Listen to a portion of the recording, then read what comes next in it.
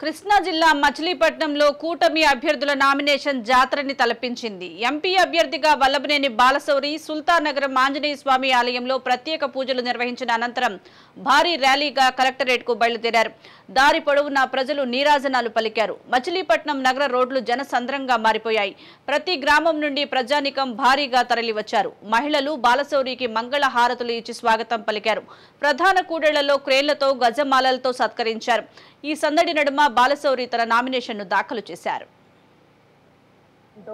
అలాగే assembly ఎన్నికలకై నిమిత్తముగా parliament సభ్యుడిగా Janasena party నుంచి నేను, అలాగే తెలుగుదేశం పార్టీ నుంచి కొల్లి రవీంద్ర గారు ఇద్దరం సుల్తాన్ నగర్ ఆంజనేయ స్వామి టెంపుల్ దగ్గర నుంచి కలెక్టర్ ఆఫీస్ వరకు వేలాది మంది అభిమానులు, ఒక పక్క జనసేన, మరొక పక్క తెలుగుదేశం, బీజేపీ అందరూ అభిమానులతో కలిసి బ్రహ్మాండమైనటువంటి ర్యాలీతో వచ్చి ఈరోజు నామినేషన్స్ వేశాం.